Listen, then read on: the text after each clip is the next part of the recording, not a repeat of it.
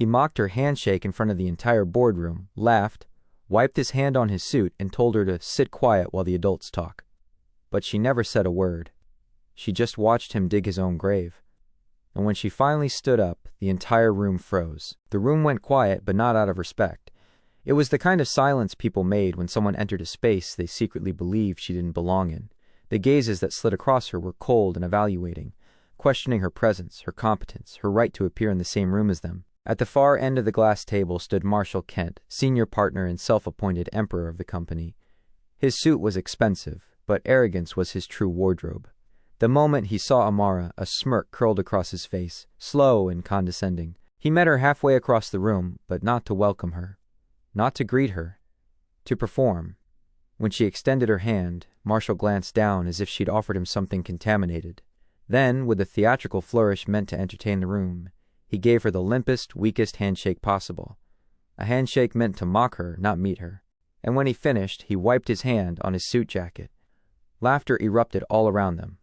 Cheap, nervous laughter, the kind that only exists in rooms where everyone obeys the loudest bully.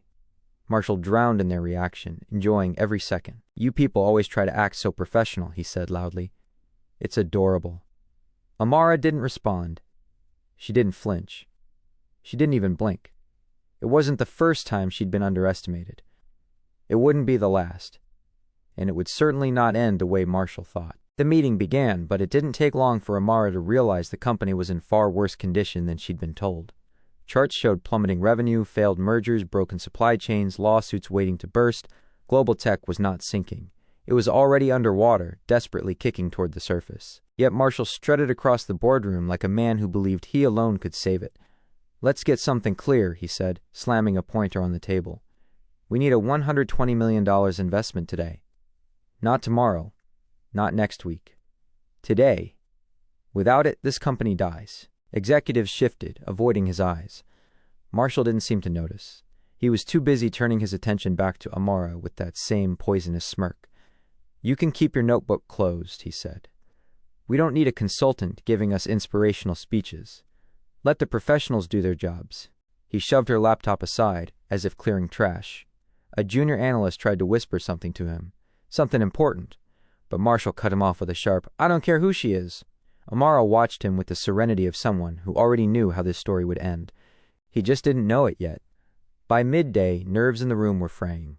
The company's projections looked less like forecasts and more like hospital charts moments before the flatline. Everyone kept glancing at the door, waiting.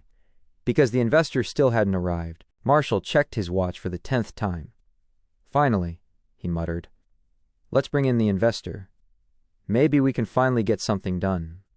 The room straightened itself, bracing for whoever held the company's fate. But instead, Amara stood. It was a simple, quiet movement, but it shook the room. Marshall stared at her as she walked to the head of the table, to his chair. The chair nobody sat in unless they were the key decision-maker. She pulled it back and sat down. The silence that followed wasn't ordinary. It was the kind that rearranged the room's entire understanding of reality. Marshall forced a laugh. "Ma'am," he said, "that's not your seat."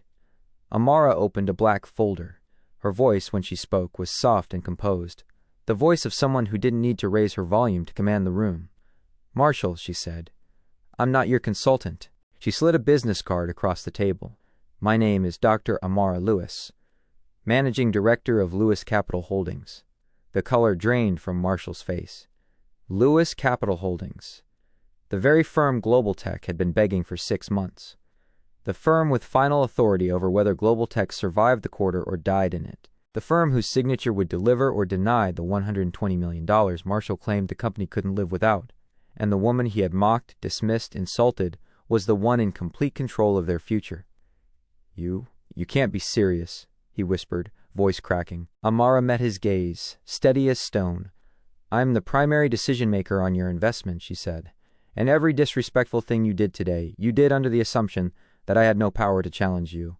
He tried to backtrack, to laugh it off, to call it jokes, misunderstandings, anything that might soften the blow. But nothing softened the truth. "Dr. Lewis, we desperately need this deal." "I'm aware," she said. "I read the financials. I know your employees' livelihoods depend on this." Marshall latched onto that like a lifeline. So you'll sign? You'll give us the chance we need? Amara stood, closing her folder. No, she said. The word was soft, but it struck like thunder. We are withdrawing our offer effective immediately. Executives began shouting, desperate to salvage the disaster unfolding before their eyes. Some begged. Some cursed. Some demanded Marshall step down. Marshall himself looked like a man watching his entire future burn. You can't do this, he gasped. Please. I didn't know who you were. Amara walked to the door. You didn't need to know, she said quietly. You only needed to treat me with respect. Then she left, leaving behind a room full of men who finally realized the true cost of arrogance. Her assistant caught up with her in the parking garage. Dr. Lewis, he said, their board keeps calling. They're in chaos. They'll need time, she said, unlocking her car. Should I alert the acquisitions team? If global tech collapses, their patents, infrastructure, everything will be available at a fraction of the cost. Amara paused, analyzing the thought. Then she nodded. Yes. Prepare them. The assistant hesitated. Do you think Marshall will survive this? Amara slid into her car, the echo of the boardroom's panic still ringing faintly in her memory. Survival requires humility, she said. And that man has never practiced either. She closed the door.